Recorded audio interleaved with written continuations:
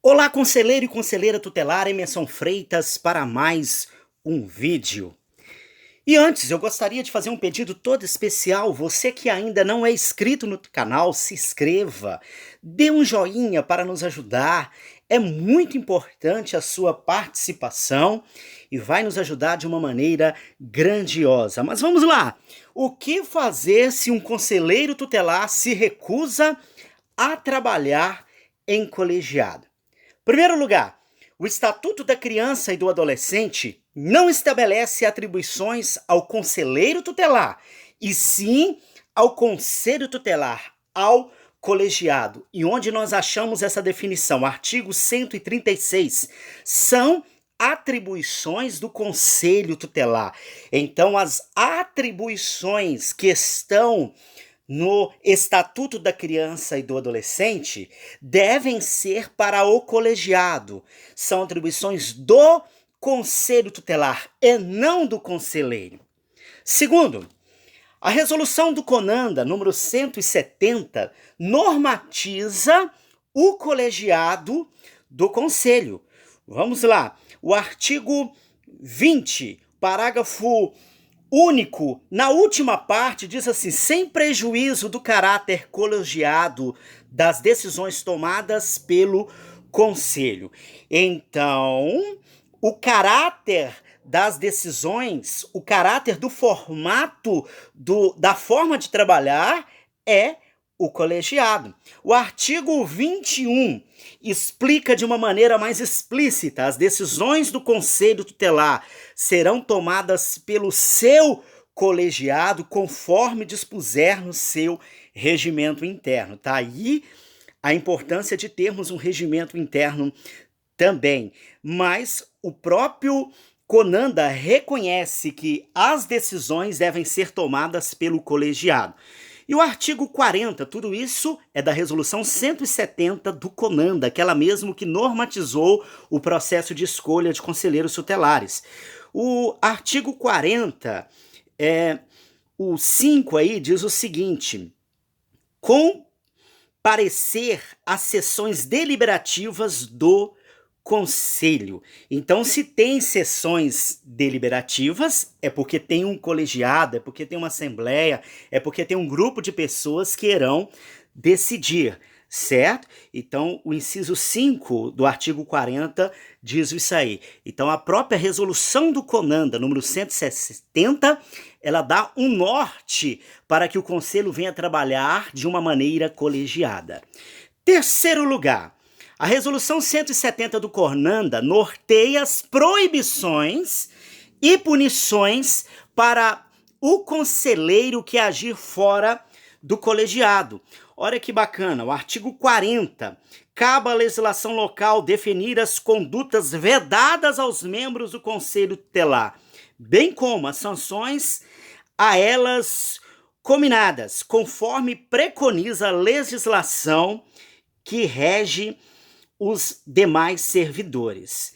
Então, a legislação local, a lei municipal, ela vai determinar toda essa questão, aquilo que está vedado ao membro do conselho tutelar. E o parágrafo único aí desse artigo 41 diz assim: parágrafo único, o inciso número 12, deixar de submeter ao colegiado as decisões individuais referentes à aplicação de medidas protetivas à criança, adolescentes, pais ou responsáveis previstas nos artigos 101, 129 da Lei 8.069 de 1990. Então, deixar de submeter o colegiado, todas as decisões, né, precisam ser submetidas ao colegiado e não podem ser decisões individuais. As decisões que são tomadas de uma maneira emergencial, um exemplo, num sobreaviso, ela precisa ser imediatamente no outro dia. Vamos dizer assim, elas precisam ser validadas pelo colegiado também, tá certo? Quarto ponto. A resolução 170 do CONANDA estabelece as penalidades administrativas. O artigo 44 constitui penalidades administrativas passíveis de serem aplicadas aos membros do Conselho Tutelar, dentre outras a serem previstas na legislação local. Advertência, suspensão do exercício da função e destituição do mandato. Então, para quem não cumpre aquilo que determina a lei, aquele que quer agir fora do colegiado, ele está sujeito à advertência, suspensão do exercício da função e até a destituição do mandato, que é a cassação do seu mandato. Mas vamos entender um pouquinho isso aqui no quinto e último ponto. Como aplicar a punição ao conselheiro que se recusa a trabalhar em colegiado? Isso você precisa observar em primeiro lugar a sua lei municipal. Ah, mas por que não vem o Estatuto da Criança e do Adolescente em primeiro lugar? É porque no Estatuto da Criança e do Adolescente não está dizendo de que forma isso deve ser feito. E na sua lei municipal, provavelmente, se ela estiver atualizada, vai ter alguma coisa que fala sobre isso. Segundo lugar, no seu regimento interno, no regimento interno que você já deve ter aprovado. Se você não aprovou, se você não redigiu, há tempo ainda de o fazê-lo, certo? Você precisa organizar, redigir esse regimento interno com o seu colegiado, baseado no Estatuto da Criança e do Adolescente, na sua lei municipal e também na resolução do CONANDA, que vai te ajudar a organizar esse regimento interno, tá certo? Tem até aqui no canal um vídeo que fala sobre isso.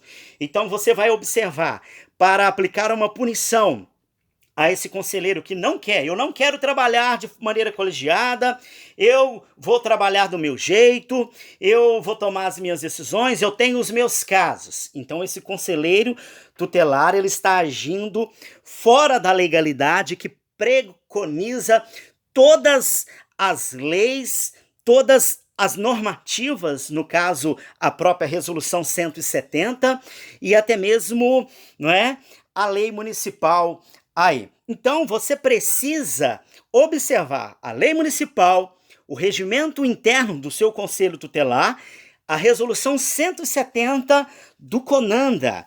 E diante disso tudo, você irá conseguir aplicar, né, a advertência, suspensão do exercício da função e destituição do mandato. Isso tudo você precisa observar de que forma está expresso nesses documentos. E assim aquela pessoa que se recusa a trabalhar em colegiado, ela poderá sofrer as punições legais diante deste procedimento, diante desta postura em recusar o trabalho em colegiado, tá bom? Então, eu te agradeço, você que chegou até o final. Se você ainda não se inscreveu no canal, se inscreva, dê um joinha pra gente. Muito obrigado e até o próximo vídeo.